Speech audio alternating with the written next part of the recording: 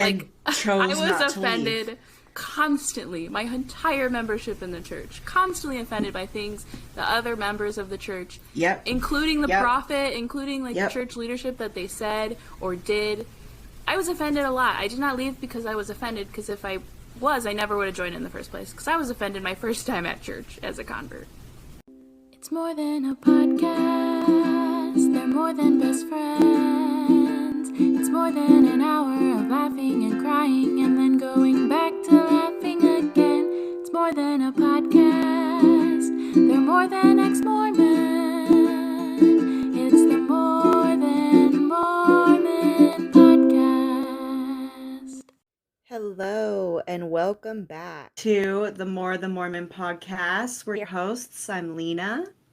And I'm Meg. I almost said I'm Lena also, but I'm not. I'm Meg. No, no, that would be me. I'm Lena. Um, if it is your first time here, welcome to our show. Our last episode left off with us going on a crazy rant on all the weird things that happen when you're a Mormon missionary, including riding bikes in skirts with neon safety vests on. And we just started to get into a roll when we realized we had been recording for like a really long time. So we decided to put it in two parts. So we're back today with our mission journals. I have all these sticky notes for some stories I want to share. And I'm freaking pumped. How are you doing, Meg? Yeah, I also have sticky notes galore. One of them just says bed bugs. So we'll get to that. Oh, oh, dang it. I have a bed bug story too. Well, You should just I'm start with sure we'll that. have time. With bed bugs? Yeah, okay. Because I haven't came across a bed bug story yet. I'm pretty sure I wrote about it in my journal, but that just sparked like a really great memory. Well, were bed bugs a thing in your mission? Were they a big deal? Because they were a big deal in my mission.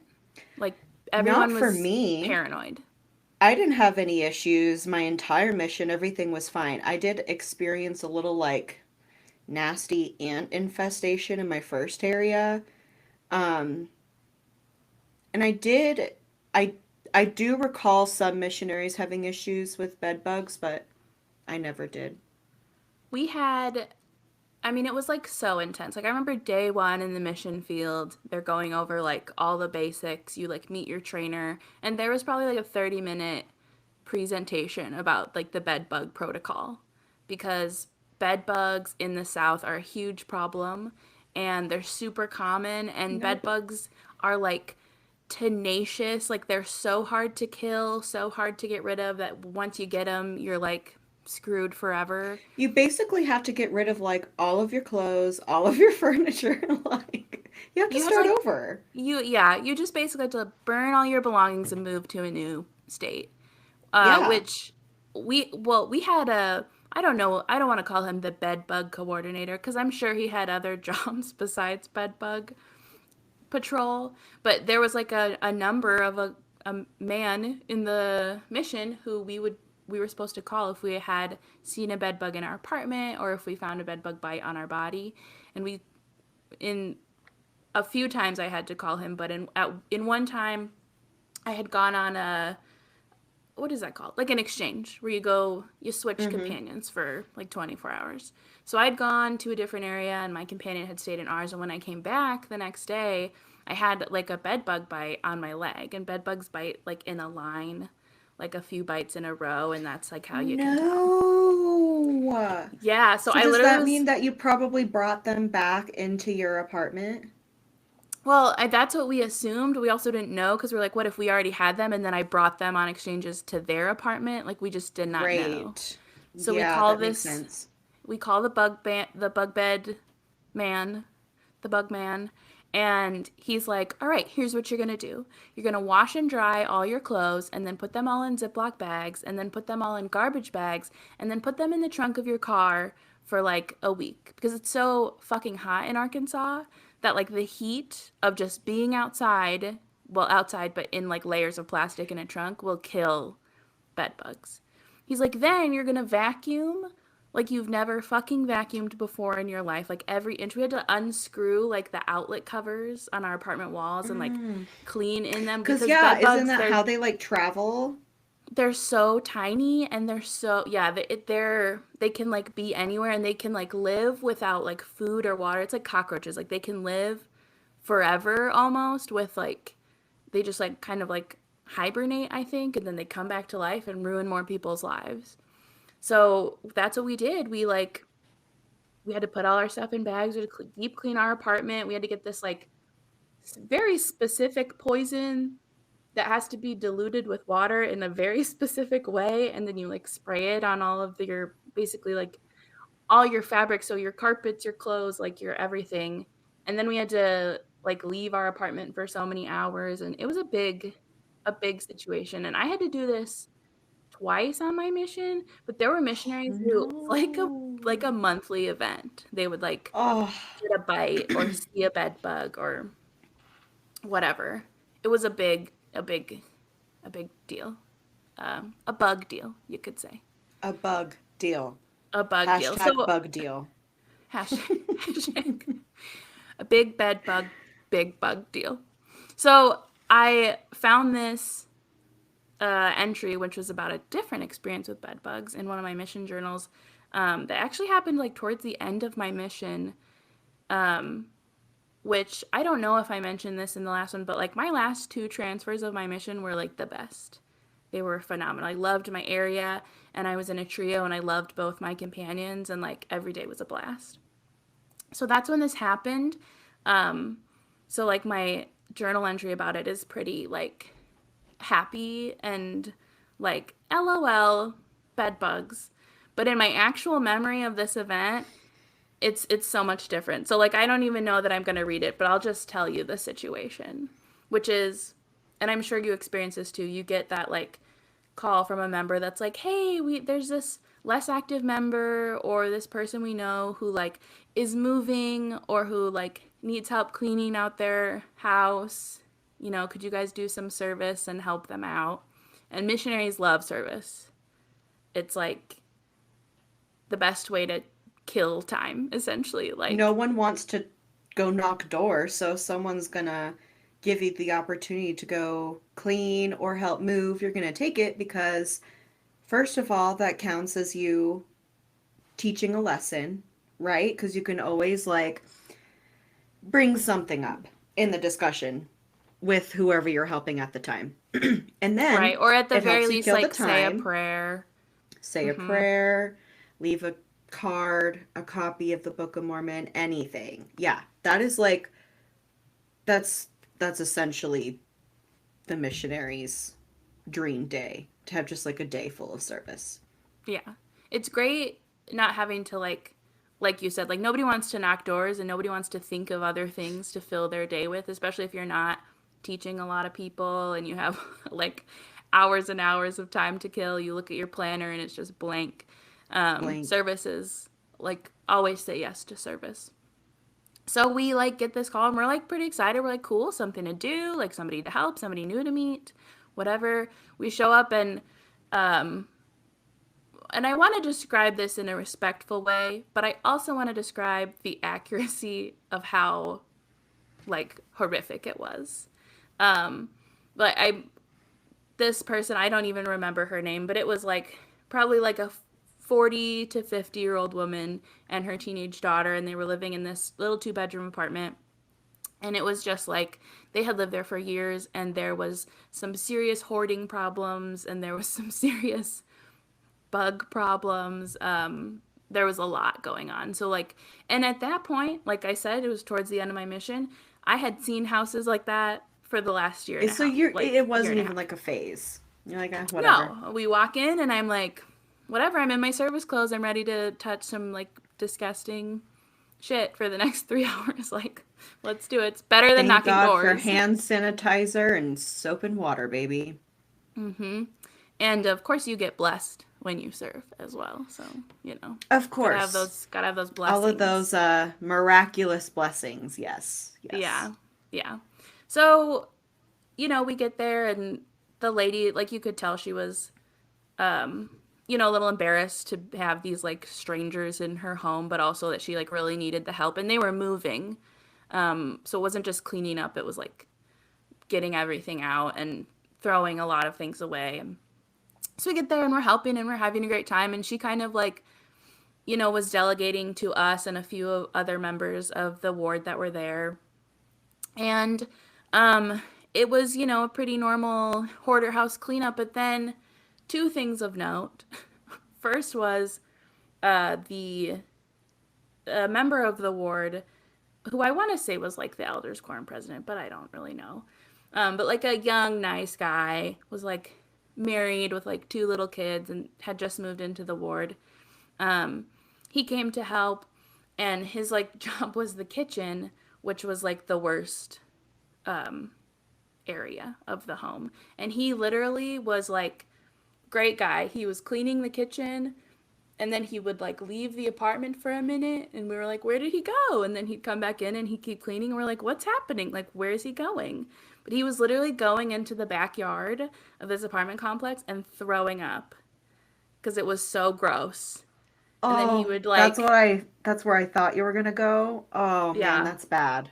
yeah, then he would like recover and come back in and keep cleaning, and like so respectful, you know what I mean? Like he was just like doing his job, cleaning that kitchen. um and that's one of the best things about Mormons is they can be very like they can be very Christ-like. There's a I think that leaving the church, it's easy to remember like all the times you met uh like a member of the church who was not a great person, A or who was jerk. like not doing all the things that Jesus taught people to do. But he was one of those people that was just like A plus plus, like great guy, literally barfing to serve. So that was gross. So And that was so gross. that was gross.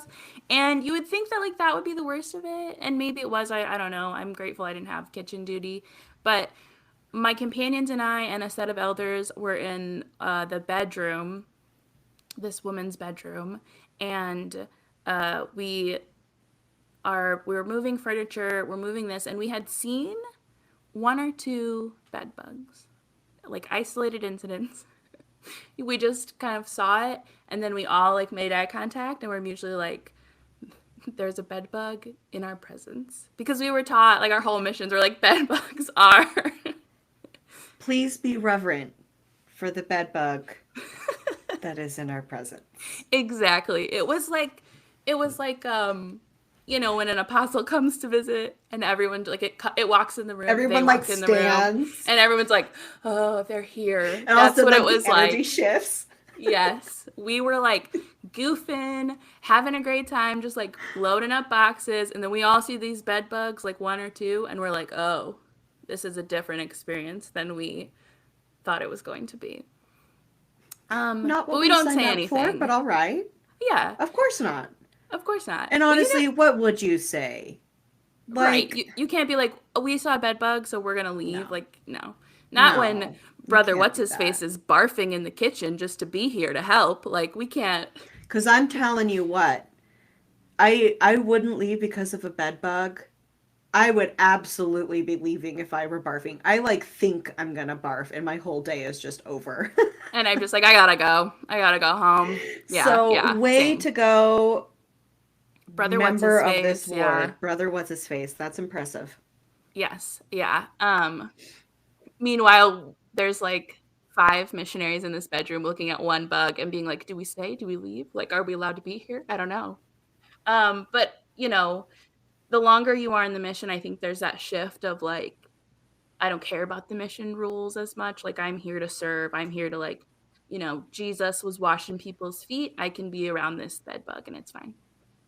So we keep going and we keep moving, and um brother what's his name keeps barfing, like, we're all living the dream in this little apartment in Arkansas. And then we move the mattress off of this bed, and in between the mattress and the box spring we see maybe like 30 bed bugs, and they all kind of start to move because we've like move this mattress. And we're like, okay, we are in a little deeper than we thought. And again, it's like no one says anything. We're just like making eye contact like frantically. Like me and my companions and these two elders, we're just like, ooh.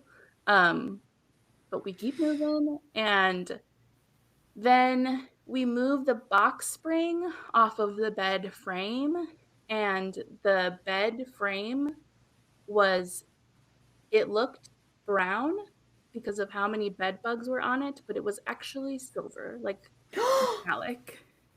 Yeah.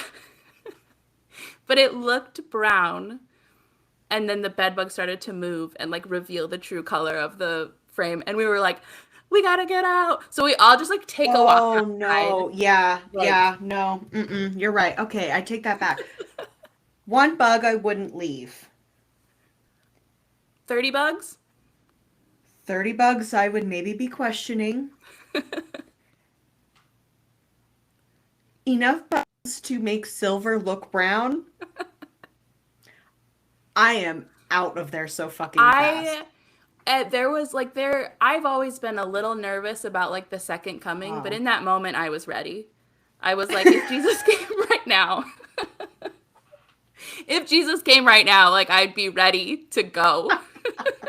Sweet, sweet death, please, please take me. I am ready to go. I was like, I've served 17 and a half months. Like I've seen enough. I don't need to do this. I'm ready to go. This is this is the last test of faith I could possibly make it to, right? Like there can't be anything worse than this, There can't right? be more. I've almost died in tornadoes. I've almost been attacked by dogs. Like I just keep on pushing through this mission, and then right at the end it's like full bed bug city.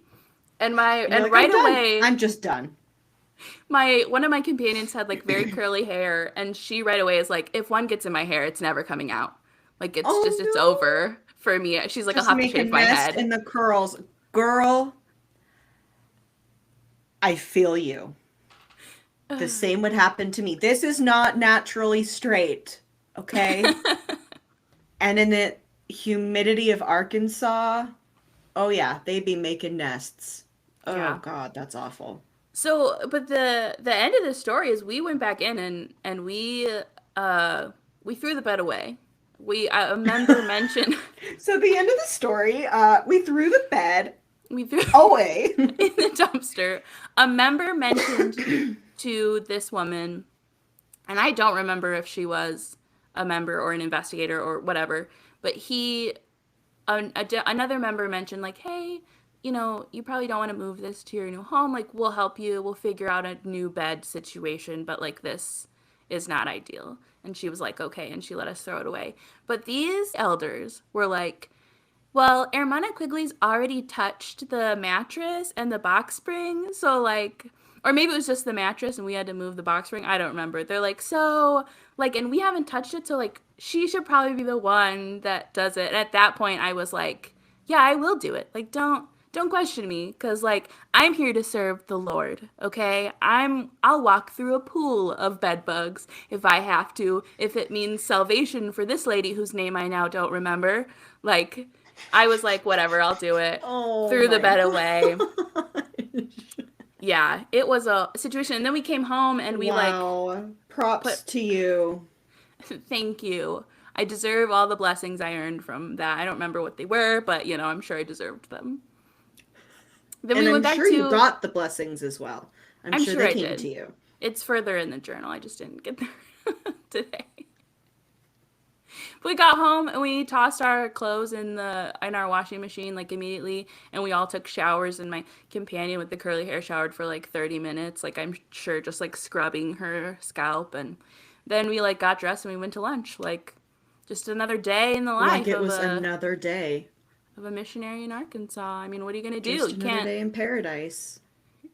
truly paradise. Paradise for the bed bugs, because well, not that day. That day their world was turned upside down. But Almost literally. actually, literally, I mean, they were thrown through the air to the dumpster. But I still think I'm like, other people lived in that building.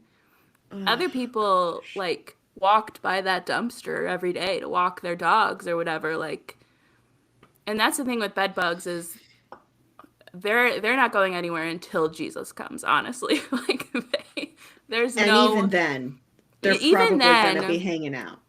they'll probably be in the temples doing the work for the 1,000 years or whatever it is, you know, Yep. hanging out. Yep. Ugh, so that's my So bed bug story. One of so one that of many, reminds but me, it was like 2 minutes into your story where I realized that I don't have a bed bug story. I have a cockroach story. mm, I have a few of those too, but One and the not as same many. when it comes to bugs that I just don't ever want to. I just don't You just want don't. anything to do with cockroaches or bed And bugs. hard to kill. Like both are, they're hard to get rid of. So They're hard hard to to, kill. yeah. So hard to kill. So we were in our first, this is my first area. I was probably still training. Um, I know that I have told you at least part of the story where we met someone and his name was Biggie. He was like a 6'3" white dude. And he asked us how old we were. And he was like, wait, let me guess. And he like looked at my companion and I think he made her like a year or two older. And then he looked at me and he was like, 42.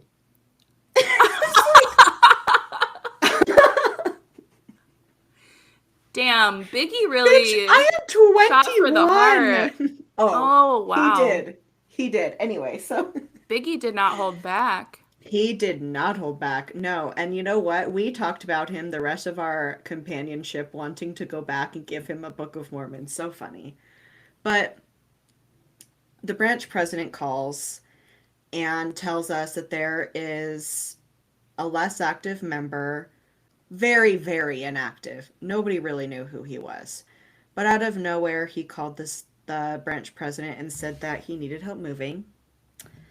So Listen, even obviously, now, this is kind of a tangent, but like, let's say you needed help moving tomorrow and like you're desperate and you don't want to pay for it. Would you call the you missionaries? call the missionaries. You know what? If I absolutely like had to get out, had no other option, you bet your ass I would call them. I would call the Yeah. missionaries, no doubt. Yeah. Call the Put yourself missionaries. in They a will help you. position. I suggest that you ask the missionaries. They can help you. Yeah, give them a call. They'll help you and then they'll take all of your personal information and they'll put it in a church database where it will be stored forever, but they'll also help you. Absolutely. So And they're yes, if just I doing was what in a they're told. Don't bind, blame the I missionaries. would Be nice absolutely call the to missionaries. missionaries. Yes, please be nice to missionaries.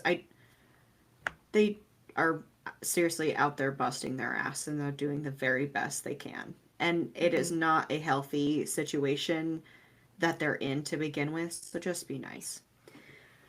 So, branch president tells us where to go. We meet at the storage unit.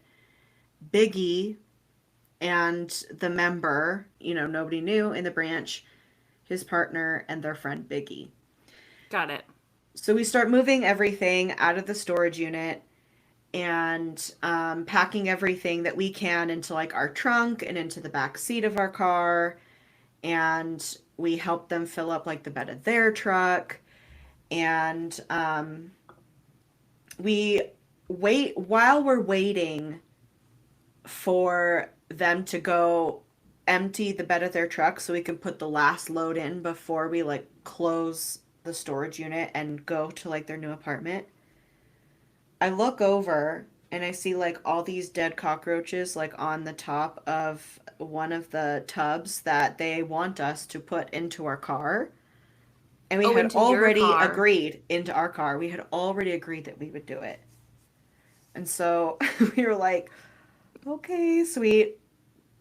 Just like the bed bug, one bed bug, 30 bed bugs, you're just going to do it, right? So we put it in our car Did you? and Why we didn't just you just hoped. like? Why didn't you just like Well, dust it them off? we tried, but there was like this sticky stuff on it and come to find out later they were like all over all of the things that we had moved out, like in the tubs, outside of the tubs, stuck to they were everywhere. Oh, yikes! Yikes! And when you're like Gross. quickly like moving things in and out and stuff like that, like you're not really paying too much attention. And sometimes people are handing you, two or three things at a time, and so they're stacked. And so if they're sitting on top, okay, yeah, maybe they're crushed if they weren't already dead, but I'm sure as hell not going to see them. Yeah. So we have all of this shit in our car. And we're like, okay, well, the best we can do is just help them, get everything up into their apartment and out of this storage unit. And we'll go from there. And neither of us knew what to do. So we call the branch president and we tell him what happened. And he was like, oh, sisters, I'm so sorry. Like, shake out everything, shake out your shoes, shake out your skirt, your hair, your bag, everything. Shake it Get a like a fresh. handkerchief at General Conference. Exactly. That's the first thing that came to my mind. You're like, shake out your Hosanna skirt. That, to yeah, I don't know God and the what is that Lamb. called? What is that called? Shoot. We'll look it up. We can look it Hosanna up. shout. Hosanna, Hosanna, Hosanna to God and the Lamb. Hosanna, Hosanna, Hosanna to God and the Lamb. Hosanna, Hosanna, Hosanna to God and the Lamb. Yeah. I That's will what it put a is. clip in because fuck, it's hilarious. That- Especially when you see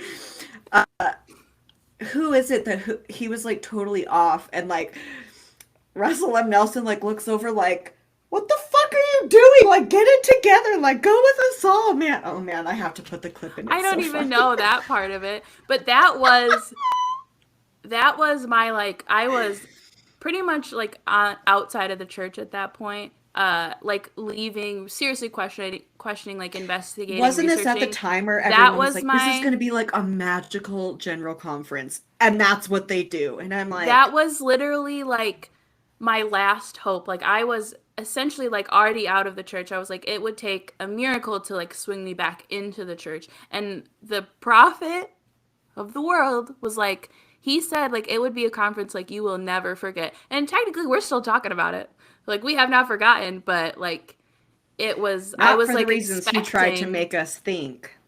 People were literally saying like I think Jesus might come. You know what I mean? Like people were speculating on the internet Well, like people were of going what all could crazy, happen. like the church is going to announce that women can get the priesthood. The church is going to announce their support of gay marriage. The church is going to do X, Y, and Z. And any of those No. things probably And I what ended probably would up have stayed being, in longer.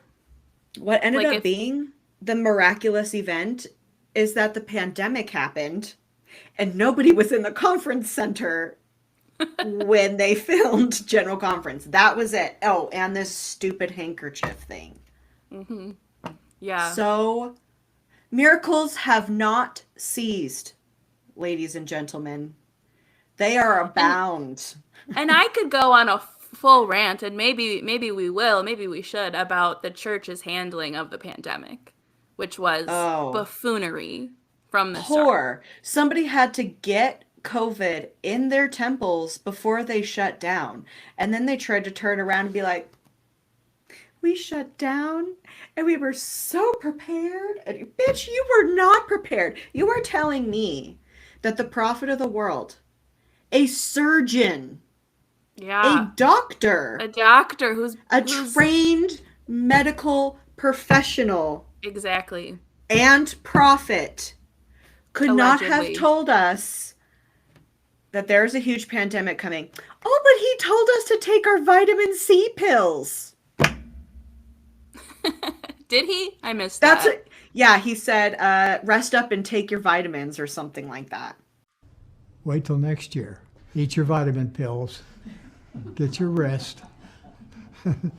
It's going to be exciting. I'll find the Great clip. advice. But Advice everyone that was like, any see, he 90-year-old did. I'm man like, would give. yeah, I'm like, that literally is nothing new. We have known about the necessity of things like vitamin C, vitamin D, all of those things for years. And what would have been uh, much more timely, much more appropriate would have been at the start of the pandemic. Because, I mean, God knows God didn't want to warn us about the pandemic. So at least when we did figure it out, it would have been nice if the prophet was like, wash your hands, wear a mask, stay home. But he waited way too long when he was just And when casually he on the finally internet, like, did, maybe wear a mask. Like, I don't know, maybe. when he finally did, members shit their pants. Yeah, people were pissed. He's telling us to get vaccinated. He's telling us to wear a mask. The church is finally overstepping their boundaries. I can't believe it. And I'm like, let's talk about Prop 8 when they not only told everyone in California to vote against gay marriage, but they put money into the campaign to keep it from being legalized. Let's talk about Utahns just a couple years ago who got an email from the church. Anybody who was a registered voter in Utah on the church records got an email asking us to vote against Prop 2, which is the legalization of marijuana, medical marijuana in Utah. But then Elder Oaks gave a talk this last conference and was like, we would never tell people how to vote. We've technically done it a few times, but we would never do it. Like, We would never. Yeah. we would never. And also, the Constitution, it's meant to be changed. Not in So ways why is that the we don't church agree overstepping with, their but boundaries when they share a picture of the prophet getting his vaccine, but not I mean, overstepping their boundaries when they're telling citizens who have agency how to vote? how to vote. Like, I How mean, wear to a mask. Wear a Take mask your is tax just... exempt status away if you are going to tell us how to vote. If you're going to put your slimy little hands into, legislation and law, don't pay taxes. Take the tax exempt away. Fine. Then I won't bitch about it then. I mean, it probably still will because I have agency. I was going to say, are we going to go on the record and say that? I mean, honestly, if that's what it takes to get the church to lose their tax exempt status, then I'll say it. Like, I'll stop Fuck bitching yeah, about I it. will. And I would shut up about their tax status. That is probably the only thing I would shut up on. Because everything else still needs to be exposed, apologized for, repented of, and they need to make a lot of adjustments. And so until those things happen, I have no plan to shut up. And that includes their tax exempt status. Which is, so bogus. Bullshit. Bullshit. Bullshit.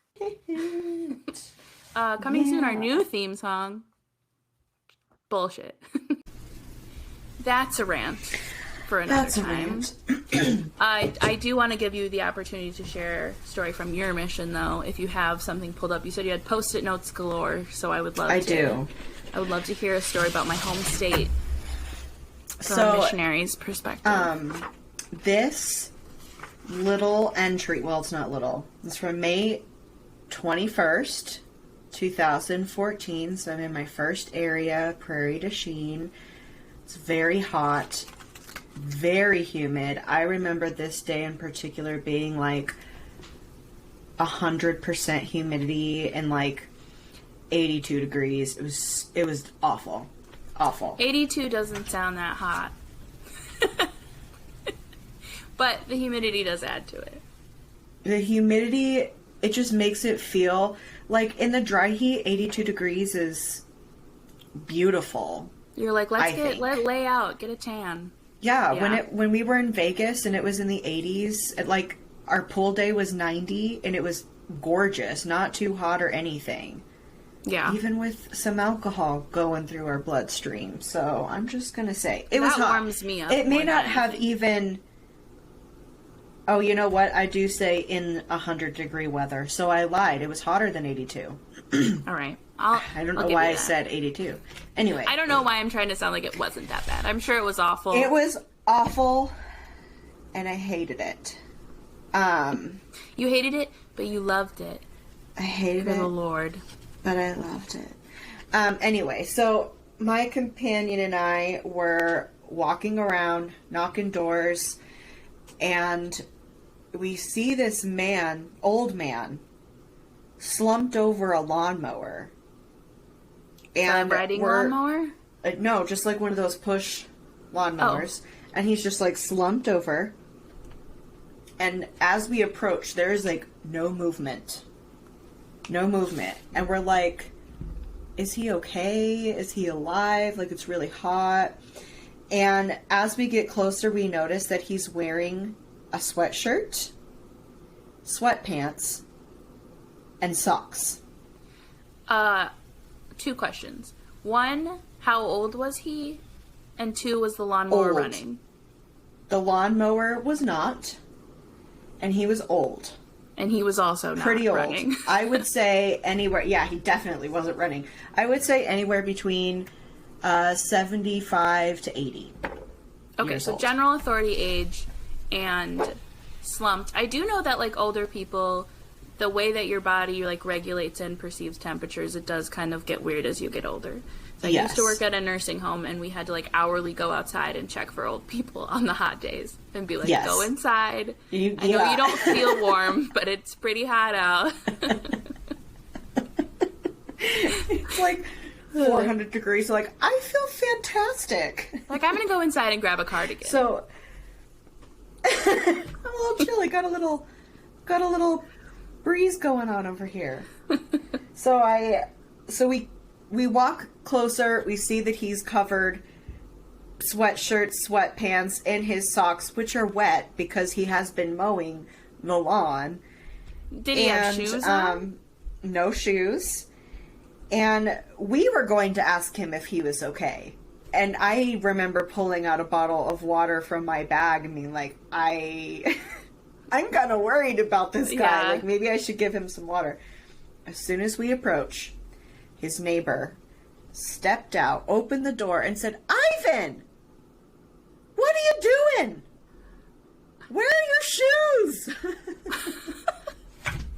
Ivan's neighbor, I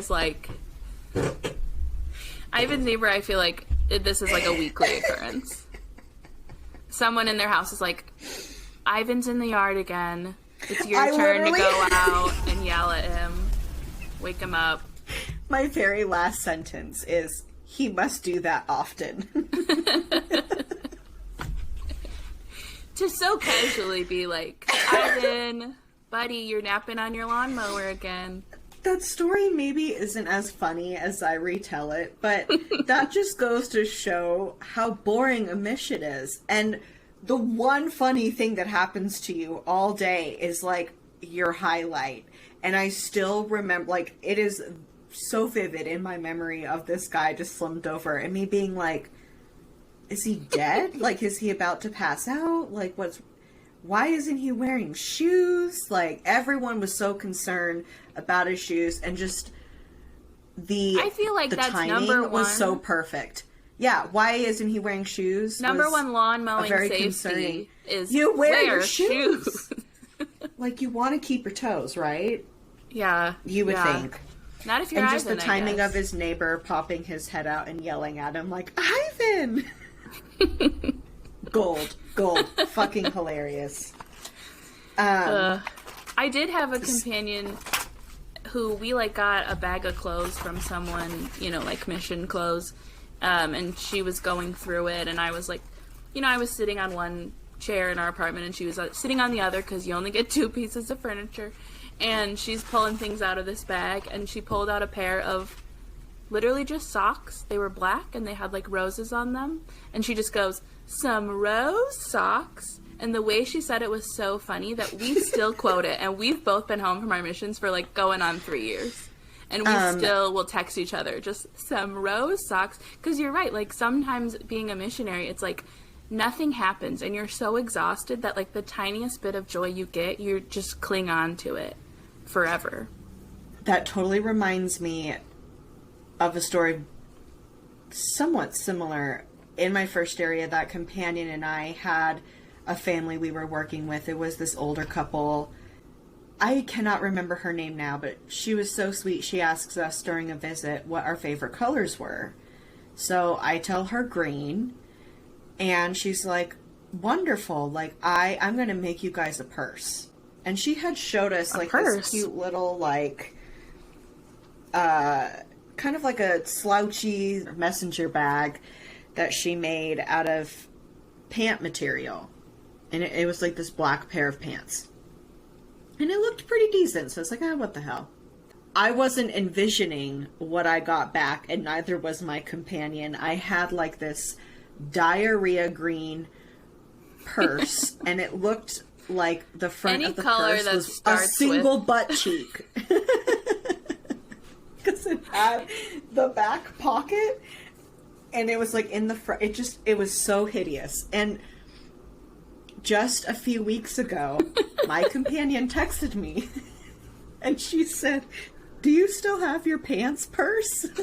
I busted out laughing because the answer, if you are wondering, folks, I am. is yes. I do still have my pants purse. Any color that starts with diarrhea in the title is going to be bad. And the fact that it was like a part of a butt of a pair of pants just like makes it worse. It was bad. It was so bad. And I was like, why did I say green? And in my memory, Why? she You didn't did not say show diarrhea us. green.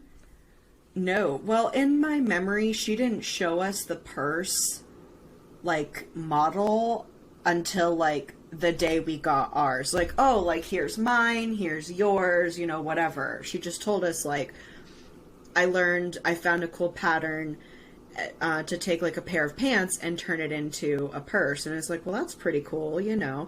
And one of the things that you're told as a member, and definitely as a missionary, especially when it comes to, like, members giving you food, taking you out to dinner, giving you rides, so on and so forth, they're like, you know, it's also a blessing for them to be able to serve you. So you shouldn't turn down when they offer you, you know, these things. And she absolutely loved to just, like, knit and quilt and, you know, do all these things. And so to me, it was a win-win. And it is still, because the pants purse is holding a ton of books that I brought home from my mission. It's actually somewhere in a storage closet in my mom's house.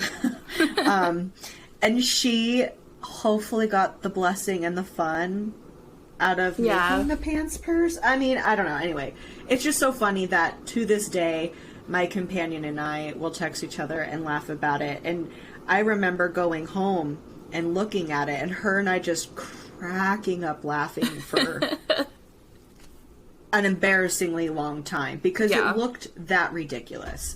And every time we went over to visit, we would empty out all of our bags and put everything back into the pants purse. So she would think you were using the pants purse? Yeah. Wow, you really went above and beyond.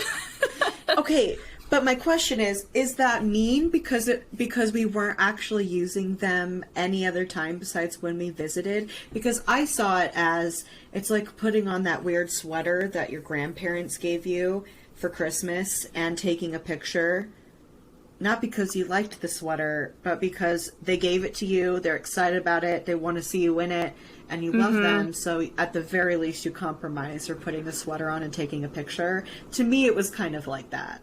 Yeah, I think that the kind thing to do is what you did, and at least a few times to be like, love the purse, still using it, you know. Still using it. However, Holding up strong. That's one of those, like, spirit of the law, letter of the law things, because is that dishonest, you know, to act like you're using the purse when you're not? But I think you did the right thing. I think every old lady who makes a purse deserves to see somebody using the purse, you know. I agree. Yeah. So, missionaries, if someone asks you to make a purse out of pants, Do not I say have diarrhea tips. green. First of all, don't say green, because it will turn out diarrhea green. Second of all, say yes. Third, take all of your belongings and place it into the purse before you go visit said friend, and they will be so happy. And all of you will be blessed. I was very attached to the bags that I carried as a missionary.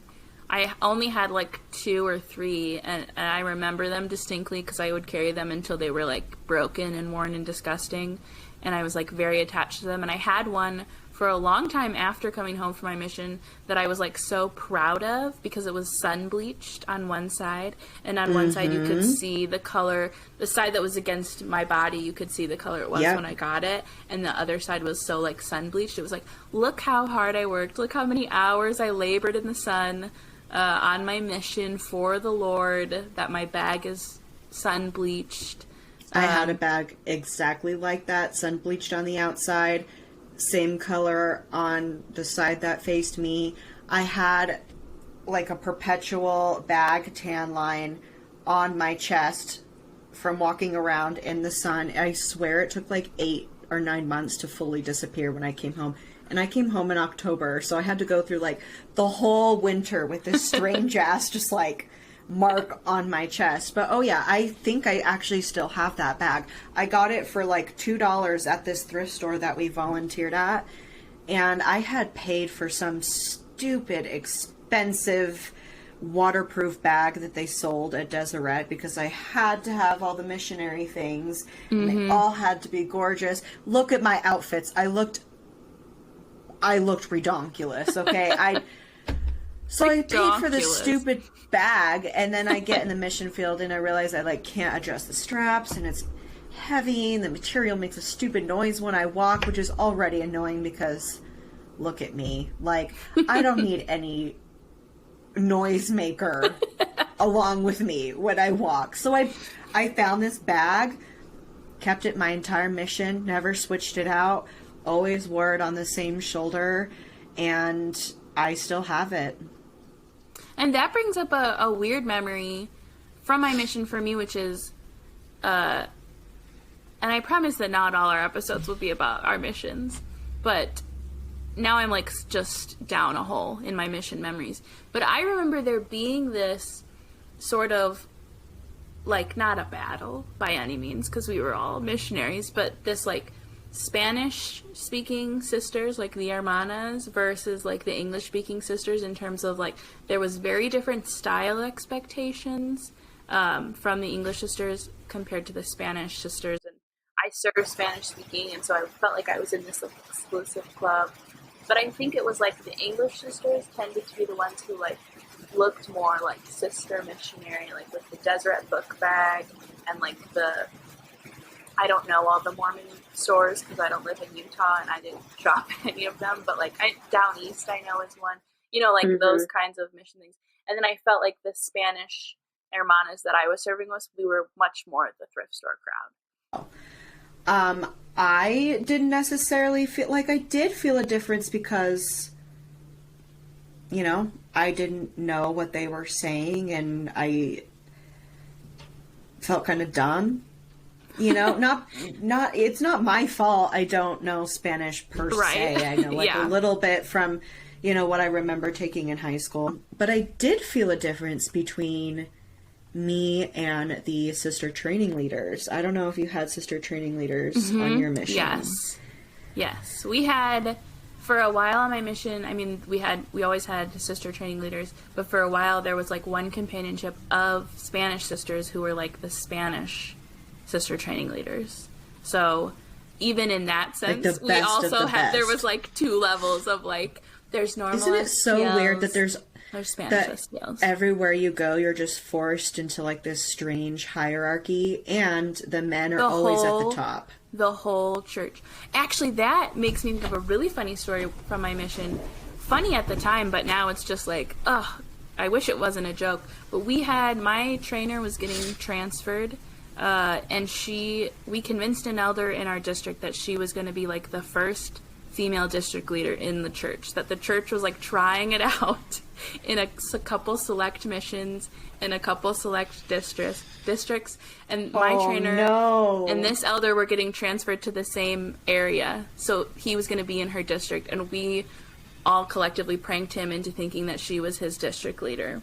And I don't remember exactly how long it went on for, but it was at least a week or 2 of everyone in all the Spanish missionaries being in on it, except for this poor elder, including his companion, who was the actual district leader, who was texting in to my trainer, pretending that she was a district leader. And then I think he even like asked her to teach at district meeting. Like, it was just a super weird prank on this elder, and he was a really good sport. Like, when he found out, he laughed and like you know, like, it was funny and we just, like, joked about it. But it is one of those things where, like, it was literally a joke that a sister would ever have authority over an elder, even though Because they're it's older, so usually, like, unimaginable that something like that could actually happen. That it's insane. like, wait, what? Yeah.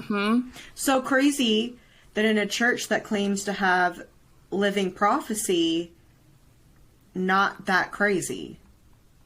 Right. So crazy Like- that saying that, well, the church is trying it out, you know, it's really exclusive, you know, Yep. it's a small Yep. thing, whatever. And he even said to my companion, he was like, hey, I heard about this. He was like, congratulations, like, that's awesome. You know what I mean? And we were like, we're keeping it on the down low. Like, we knew how to make it sound like revelation, even though it wasn't. And because that's exactly how it happens. Like, they pilot these little things, and then all of a sudden, when they've perfected it, they roll it out as prophecy, and everyone, you know. And that's probably the most recent example that I can think of is the switcheroo they did with the LGBTQ exclusion policy. The church made some changes to its handbook in relation to same-sex marriage and its policy towards the children of same-sex marriage partners. Could you explain why that was necessary? We regard same-sex marriage as a particularly grievous or significant, serious kind of sin that requires church discipline. It means the discipline is mandatory. It doesn't dictate outcomes, but it dictates that discipline is needed in those cases. It's a statement to remove any question or doubt that may exist. We recognize that same-sex marriages are now legal in the United States and some other countries, and that people have the right, if they choose, to enter into those, and we understand that. But that's not a right that exists in the church. That's the clarification. With the Supreme Court's decision in the United States, there was a need for a distinction to be made between what may be legal and what may be the law of the church and the law of the Lord. So, Elder Christofferson, why are the children of these same-sex partners an issue here?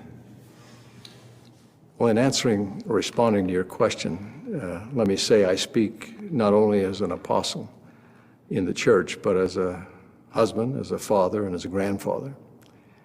And like others in those more enduring callings, I have a sense of compassion and sympathy and tender feelings that they do. So this policy originates out of that compassion. It originates from a desire to protect children in their innocence and in their minority years. When, for example, there is the formal blessing and naming of a child in the church, which happens when a child has parents who are members of the church, it triggers a lot of things. First, a membership record for them. It triggers the assignment of visiting and home teachers. It triggers an expectation that they will be in primary and in the other church organizations. And that is likely not going to be an appropriate thing in the home setting, in the family setting where they're living as children, where their parents are a same-sex couple. We don't want there to be the conflicts that would engender. We don't want the child to have to deal with issues that might arise where the parents feel one way and the expectations of the church are very different. And so with the other ordinances on through baptism and so on. There's time for that if when a child reaches majority, he or she feels like that's what they want. And they can make an informed and conscious decision about that. In the meantime, they're not placed in a position where there will be difficulties, challenges, conflicts that can injure their development in very tender years. First, it was leaked information that they didn't want to come out. And then a few months later, they went on the record and said that it was revelation. The first presidency and quorum of the 12 apostles counsel together and share all the Lord has directed us to understand and to feel individually and collectively. And then we watch the Lord move upon the president of the church to proclaim the Lord's will. This prophetic process was followed in 2012 with the change in minimum age for missionaries. And again with the recent additions to the church's handbook, consequent to the legalization of same-sex marriage in some countries. Filled with compassion for all, and especially for the children, we wrestled at length to understand the Lord's will in this matter. Ever mindful of God's plan of salvation and of His hope for eternal life for each of His children, we considered countless permutations and combinations of possible scenarios that could arise. We met repeatedly in the temple, in fasting and prayer, and sought further direction and inspiration. And then, when the Lord inspired His prophet, President Thomas S. Monson, to declare the mind of the Lord and the will of the Lord, each of us during that sacred moment felt a spiritual confirmation. It was our privilege as apostles to sustain what had been revealed to President Monson. Revelation from the Lord to His servants is a sacred process. So here you have like this weird blend of policy and revelation, which is something we're going to have a whole like series on, but it makes a few years later your testimony so complicated when you're constantly trying to decipher what is doctrine, what is policy, what's the difference. Like, if it's a policy that comes from a prophet, you know, is that not a commandment sort of thing? Like, it's sort of, I think about this with like tattoos, is it's like in for the strength of youth, you know, like don't get tattoos or whatever, alter your body in any way, but you can have a temple recommend with tattoos, you can go to church schools with tattoos, you know, you can have callings with tattoos. So is it a policy? Is it a commandment? Because, you know, if you're a teenager and you're trying to live the gospel, trying to follow for the strength of youth, you're like, I'm not going to get a tattoo. But at the same time, it's like, but did God ever say I couldn't? Or was that just some old guy who was like, people shouldn't be getting tattoos? And what's the difference? Because who's to say, you know, God isn't just some old guy making up the rules as he goes along. Like, that's what it feels like when these policies and doctrines are constantly coming at you and then getting reversed or getting altered, or, you know, whatever change has to happen for whatever reason. And you have to like do all these backflips in your faith of like, whether you agree with it or not, you know, like, how am I gonna continue being obedient, continue having a testimony, even though I don't understand? While like, also, you know, using your agency that is supposed to be yours to do with however you want. And that's why it's so confusing. And honestly, it makes me roll my eyes when people are like, it's the culture of the church, not actually the church. It's not the, you know, it's the culture, not the gospel. And it's like, I'm sorry, but they are one in the same. They are married, and it's designed that way. Yeah, and the culture doesn't the come tattoos from is nowhere. a perfect example. Exactly. It didn't come from anywhere random. Yeah, like, it's not like, and that's the thing too, is the fact that church culture is stronger in certain geographical areas, like, proves that the closer you are to the church, the deeper you will be in church culture. Because out here in Wisconsin, I mean, church culture is totally different. And not in every aspect, but in a lot of ways, it's totally different than when I was at, you know, in Rexburg, Idaho, at BYU, Idaho. And then I'd even go visit my friends in Provo, and the church culture was like different there. And it's still a church school. It's still like, it's a couple hours away. The church culture totally relies on the church. Absolutely. Saying that they're two different things, it doesn't make sense. It's like you're saying, they're married. They live in the same house. They have the same family. Like, they're the same. They come from the same place. Absolutely. Totally. Okay. Before we get too far into any rants, I want to share a joke, because you telling me about that prank reminded me of a prank that we played on the elders. So I want to tell that story. And then, guys, Meg came up with a brilliant would you rather that I have not heard. Nope. So she's going to throw it at me, and I'm going to have to decide just on the spot, and then we want to hear from you guys. So first, let me tell my story, and then we're going to get into your brilliant would you rather. I was in the YSA, and so in the YSA, sometimes we would work with the family ward in that area, which would often put us together with the elders. So there is a set of Spanish elders and then a set of English elders, I think. And they were in that ward. And then we were in the YSA. Sometimes all of us would intermingle into that ward. So we worked together often. And honestly, we had a lot of fun. We got along great. A few of the elders who served in that area drove from, Utah and various places, Nevada, to Colorado to be at my reception when I got married. So shout out to you elders. You know who you are if you are brave enough to be listening right now.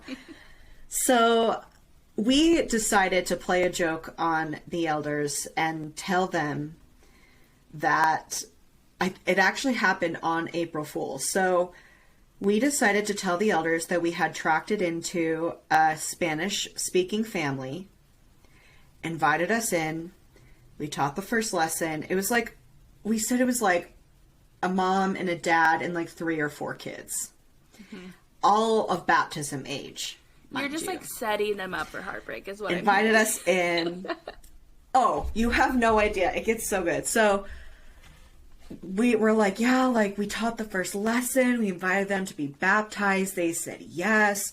And we explained to them that we work with like the youth, this age to this age. And we have missionaries designed and, set apart, to work with this, geographical area or whatever. And these missionaries are very well spoken in Spanish. I want to say fluent. Everyone always tells me that they're not fluent, but to me they're fluent.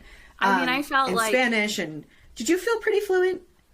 I felt fluent enough, and I would say this obviously, like the longer you serve, the better you get. But I would say Obviously. after, serving in a Spanish area for my first 4 transfers, plus my 1 transfer in the NTC, I was pretty comfortable with most conversations. And then I went to an English area and sort of went back to a Spanish, English, and then back to Spanish. And so I sort of like lost it and then would get better. But by the end of my mission, I was very confident in my Spanish skills and certainly felt like I could approach anyone and handle any conversation. And even if I didn't understand, I knew enough Spanish to be like, yeah, I don't really understand what you're saying. Can you explain it another way?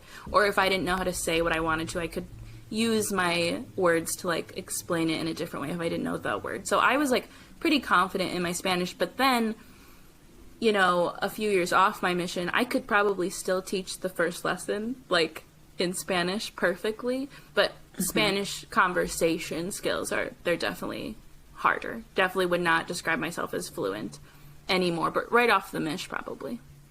So we had told this family, these missionaries know Spanish really well. You're going to be able to connect with them a lot more, because you'll be able to hear it in your native tongue, which is totally a Mormon thing, right? Like the native tongue. It's so cruel because when you're a Spanish missionary in an English area, I know. Meeting people who speak Spanish, like you work so hard to learn Spanish, you love the Spanish language, like all you want is Spanish speaking investigators. So like I am just already feeling for the elders in this story because like I am pretty sure that one of the missionaries in this companionship was training too. Oof. So So break his heart early is what you're saying. They had great senses of humor. Like they had a great sense of humor. They could totally handle the prank. We knew that. So we tell them, obviously they're freaking pumped, right? Right, I would be. I'm excited, and these people aren't even real. And so we tell them, like, we have the appointment set up for you. They're going to feed you dinner.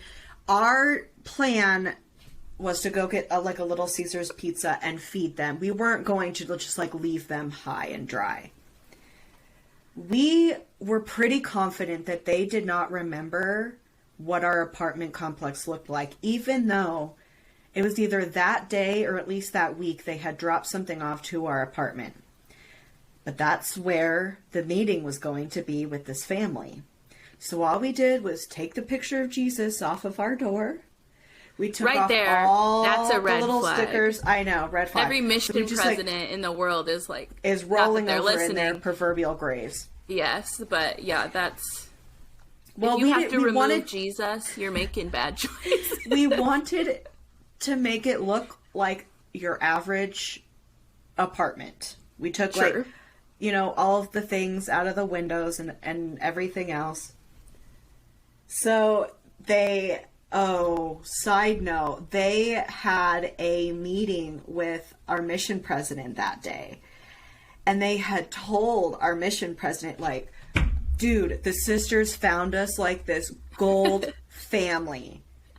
And of course, everyone was elated. So it just like made it that much more intense. Like, oh my gosh, I hope we can pull this off. Did your mission president not receive revelation that it wasn't real? No red flags went off for him? I guess not. Miracles happen. Miracles have not It's true. ceased. You can't doubt the miracles because No, then you cannot. they don't happen. No, you cannot. Got Anyway, it. so we give them the address, which, again, had they have been paying any attention, they would have realized, like, we've been to this exact apartment before. But they didn't. So the way our apartment was set up is we could be in our bedroom peeking out the window and see everything going on. So we're peeking through a window. We see them pull up into the car. They're like saying this prayer, a long prayer. Oh my god. They told us that they got like their hardcover Spanish Book of Mormon that was like hard to come by. You know how hard to come those hardcovers are. I They were never gonna give had it to this a family. hardcover Spanish Book of Mormon my whole mission. Oh, yeah. Hardcover Spanish, Oh, yeah. I never saw it. Oh, Like yeah. the golden plates. I've never seen it. So they get buzzed in. They knock on the door. We peep through the people, and they're just like nervous and excited and anxious. And we open the door. We're I like, feel so April bad. Fools! And they're like, Oh no. like shock, horror, and then the smiles creep in, and they get kind of mad. And we're like, don't worry, like we have food, it's all good. And so they ended up so we were on the apartment, how the apartment was laid out. So we opened up our screen and our little side screen door, and we got plates, and so we sat on the inside and they sat on the outside. Isn't it so funny that this is like our way of like being obedient, right? Because you're not supposed to hang out. You're not supposed to be together. In my mission president always said, casualness causes casualties. And my mission trainer would always add, and casualties means death. Like, so. Well, there you have it, folks. That kind of situation, sitting you on the inside, them on the outside, eating dinner together, with no members even present, I mean, that would have been. And honestly, it's situation. still today one of my favorite memories, because we ended up calling the other set of missionaries over, and they all came out, and we just were like laughing and telling funny jokes, and we had like the Piano Guys soundtrack, and we like put it in and we're listening. Like, it's so sad to me to look back on that and love it so much, knowing that that would have just been absolutely disapproved A to Z. Like, not okay in the slightest. And it's like so innocent. Mm-hmm. You know, like it was getting chilly while we were sitting there talking, and it's like we should have been able to. We were adults. We were all over the age of 18. We should have been allowed to have them into our apartment. And if you're sending adults out into the middle of nowhere with cars and apartments and cell phones and all this freedom, you'd think that you would have, at the very least, trust them to be responsible and to make good decisions, despite the fact that you're still young and hormonal or whatever. Like, none of us had the intention of like creeping into our bedroom and having sex, but our intention was to have friends, because it was so lonely and hard and exhausting. And all of us, it was like this silent okay of like, we know what we're doing isn't all right, but we also know that all of our mental health is relying on this interaction that we're having right now. Yeah, You know, and we'll have to go through in another episode all of the times oh my gosh, that I yes. hung out at that apartment as not a missionary. I have pictures. Yeah, and you came in all the time. Just go over and hang all the out time inside the apartment for hours, you know, like, but it was like, we would be doing weekly planning, and you would come over and you would sit with us. Yeah, and it was just and like, we would I needed count friends. that as a convert lesson, because we always talked about the gospel and stuff like that. Right. We were never like, you were the fucking first person around to tell me about garments and to show me a pair of garments and to be like, this is what they look like, this is what they feel like. And seriously, yeah, and I don't think I think I knew like sort of that there you had was maybe this heard thing the term called and you knew garments, that was a thing. that some people in the church wear them, and you were the first person, you and Sister H, I think, were the first ones who were like, yeah, this is what they look like, and we wear them every day, and whatever. You know, there was like a lot of like really important things that like I learned as a new member that I don't know how long honestly, it would have taken me to learn think you would if have I learned wasn't otherwise. if I wasn't no one going over showed to me your what apartment. garments look like. No one told me, not even in temple prep. I had to go online. Yeah. And so we'll have to get into all of those adventures because they're pretty great. And I They're think hilarious. it goes to show how important friendships and connections are for people, especially when you're doing something as hard and as isolating as a mission. And for that to be the time when you can't even have pizza with your only friends because they're boys and you're girls. Friends who even now, knowing that I've left, and I don't want to speak for them, but I can imagine them. That's probably confusing, kind of painful, a little sad. I'm sure that the things I've like said and shared on social media have not been particularly, their cup of tea, so to speak. But even to this very day, like these men are amazing, and almost all of them are married. One or two of them have kids. Like, they're great people, and I still to this day consider them my friend. And I look back on that experience and I'm like, when I think about my mission, I could, point out a handful of like really spiritual experiences that even still kind of stick out. But most of the memories that I have that I, whip out of nowhere, at the snap of a finger, are memories like that. Yeah. Because that is agree. what my mission was, is the connections I made and the people that I fell in love with. And it had nothing to do with giving people the Book of Mormon. It had nothing to do with saying prayers and fasting. It had nothing to do with knocking on doors, seeing a baptism. It had nothing to do with any of that.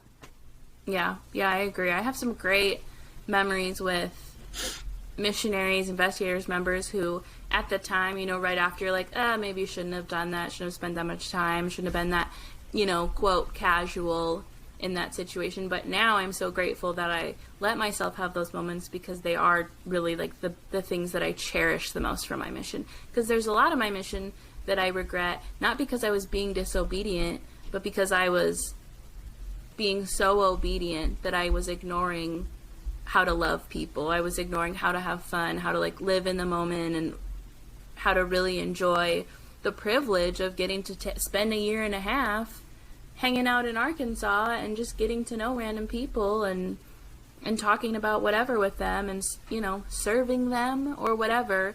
That was a privilege, and a lot of people don't get to have that experience. Absolutely. It was a privilege. Yeah. One that I still respect, even though it's kind of confusing now. I still love it, respect it, wouldn't change it, Mm-hmm. Yeah, and I would say that it's the main part of my membership in the church, probably, that I cherish the most.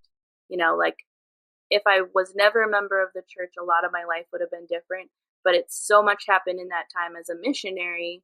So many relationships were made and experiences were had that I wouldn't undo everything, because I do feel like my mission was an important part of who I am as a person, and a really big part of what led me to leaving the church was serving my mission. I think if I hadn't served a mission, I would have stayed in the church longer and I would have spent more of my life, Absolutely. believing something that I don't want to believe in, that I don't believe in. Don't think it's true. It strengthened my faith and ruined it all and then at the same time. It tore it down. Yeah, exactly. Good stuff. Missions, I mean, we Great could have a whole stuff. podcast series that's just missions, but I promise we'll talk about things that aren't missions. Yes, we are going to talk about plenty of other things. We will set our journals aside next time, and, you know, we will probably pick them up again. But these couple of episodes were really fun to just kind of like talk about our missions and reflect as people who have now left. So Yeah. I'm super stoked and a little nervous about this Would You Rather. It's not that crazy. I have a few. This one's really appropriate because of the bed bug story that I shared at the beginning, which is what inspired this. So this Would You Rather, and with all Would You Rathers that we ever share on this podcast, because I'm a big fan of them, please let us know which one you would rather do. Yes. We want to know. We want to know what you would do, because I'm curious too. Yes. So this one is, would you rather, rest of your life, you're a member of the church. That's kind of the background for this one. So given that you're a member of the church for the rest of your life, would you rather always have a mild case of bed bugs in your home, but you never have to have a calling again? Or you're no bed bugs ever, but you always have to be the bishop. And in this situation, women can be bishops. So, Well, always a women bishop, can be never a bishops. bed bug. Oh my hell. Always a bishop, never a bed bug. That is my final answer. Yes. You didn't even have to think about Hell that. yes. No, I don't even have to think about it. Because if I was the bishop, there's so many things I would change about how the ward functions and still loophole it as the church would want it. But So- boy, I'm telling you, no more numbers, no more forced visits to people who don't want you at their door. So, but Squash keep that. in mind, bishops answer to stake presidents. And in this situation, you're an active member of the church. So you would be following the counsel of your stake I'm president. still progressive. You would be following that mission handbook. You know, I saw, not mission handbook, bishop's handbook, whatever. I saw a post the other day on Instagram. Some Mormon dude was like talking about his ideal Mormon woman, and it was like a bullet points list, and one of them was no progressive Mormons / less active Mormons, which in my head is like, I love that even members of the church So can he recognize. doesn't want a girl who thinks for herself. Got it. Okay. Even in his Fair. mind, he's like, I can't date a girl who's a progressive member of the church because it's / Way too essentially the same independent thing for him. as being less active, as not being a part of the church. If you Well, have your you own know thoughts, what? you're on your way out. When I got endowed in the temple, I made a covenant to obey my husband Yeah, me too. before I even knew who my husband was. And I don't even have one still. You have a husband, at least, to obey. And I don't obey him because I am an individual person and I do what the fuck I want. And because it's weird to talk about one adult obeying another adult as if they're a dog. Like, It's obey weird. in what circumstance? Like, are we gonna go simple, like, you can't put your hair like that, or you can't do your makeup that way, you can't eat that, or are we gonna go really intense, like, you're not allowed to, like, I don't understand. Obey what? Obey what? That's If like he wants sex and he demands it and I don't want it, do I have to give it to him anyway? Is that what that means? Obey is such a disgusting word. And talk about unrighteous dominion. Yeah, I think it was intended to be obey in every sense, which goes in every sense from anything from I don't want kids to, well, I'm the husband and I want kids, so we're having kids, all the way down to like, I don't want to have Chipotle for dinner. Well, we're doing this anyway. You promised, you covenanted to obey me. I want Chipotle. And the thing is, I have nothing against Chipotle, men, by the way. Chipotle is amazing. Love it. But there are a lot of men in the church who use that as an abuse tactic. And we'll definitely get into that another time. Yeah, that's a heavier topic for sure. Much heavier. I think that'll be a wine time for sure. A wine time at least. A wine time. Not something a little stronger. Yeah, for sure. But in the meantime. Let us know. Yes, let us know. Would you rather... You have all the responsibilities of a bishop. Infestation of bed bugs, but no calling. Or the stress of a bishop. Bed bugs, no bed bugs. But being a bishop. Mm-hmm. I'm still thinking I don't want bed bugs. I'm thinking that's probably what I would pick as well. I really would hate to be a bishop. It seems really stressful. You have to deal with a lot of crazy people. But at the same time, bed bugs are just crazy people in a different form. Anyway, thanks for joining us on More Than Mormon podcast. We're so glad you joined us today. Please make sure you follow our podcast so you know when our next episode airs, and make sure you subscribe to our YouTube channel. Hit the little notification, that way you know when our next episode pops up. And we'll see you next time. We'll see you next time. Thanks for listening to the More Than Mormon podcast. If you made it this far, then you're definitely worthy to enter the Telestial Kingdom. Wait, is that the good one?